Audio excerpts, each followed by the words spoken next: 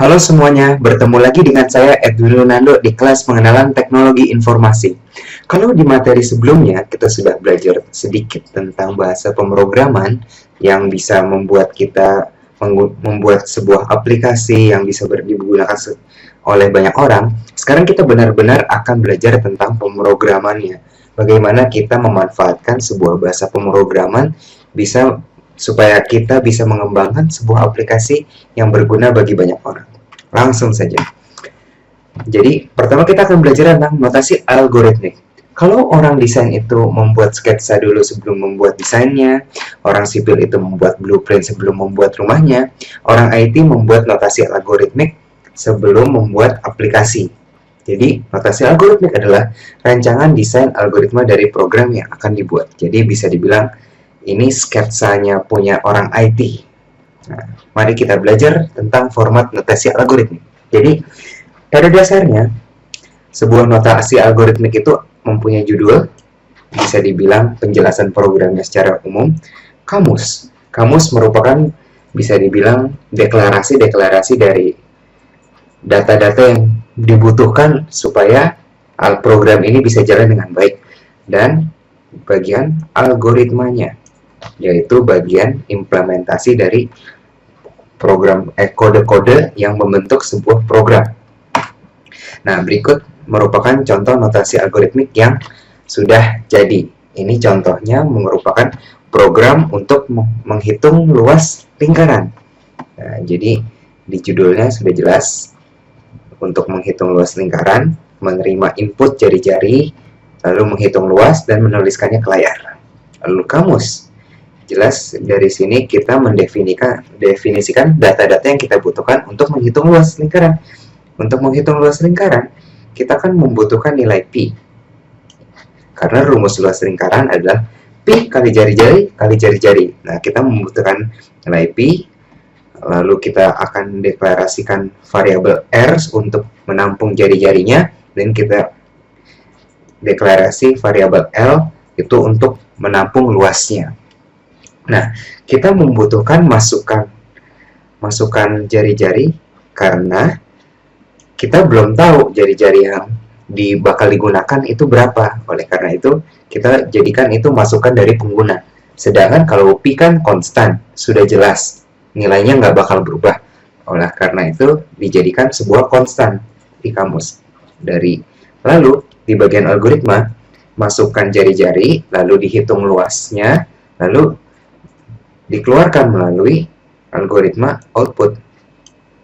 Nah, itu contoh dari notasi algoritmik untuk menghitung luas lingkaran. Nah, yang tadi yang kita bahas tentang L untuk luas lingkaran, R untuk jari-jari, merupakan kapasitas memori untuk menyimpan nilai.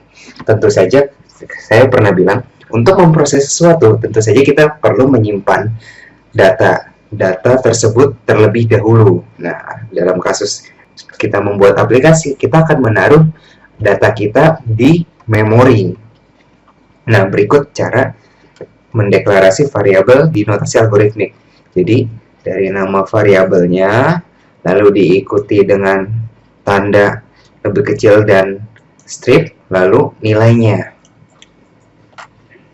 Nah, selanjutnya kita akan belajar tentang subprogram.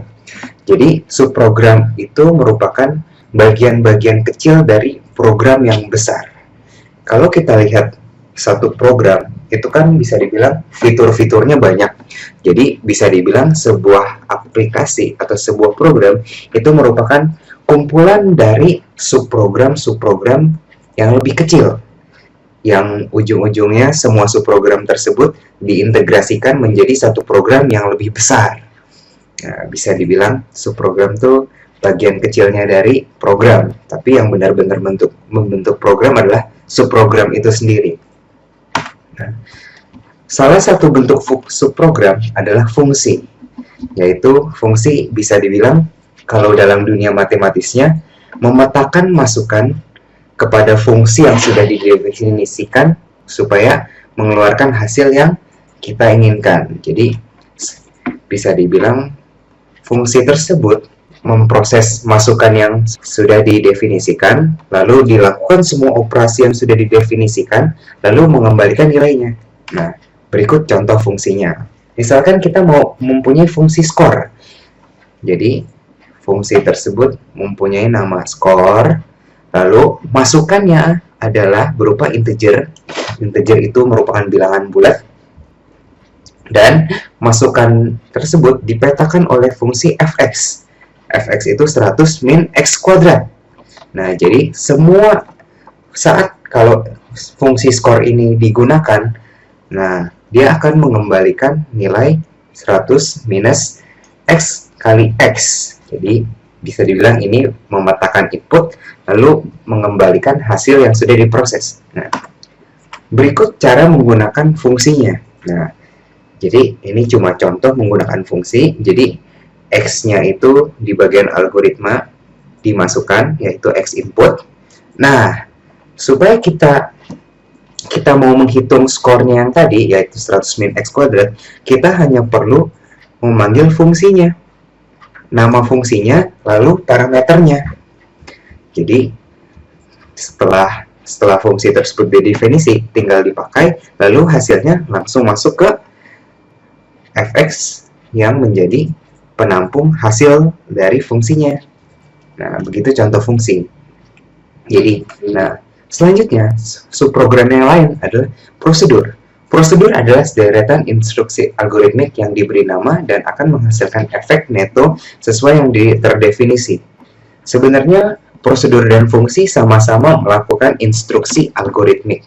Perbedaannya, kalau prosedur itu tidak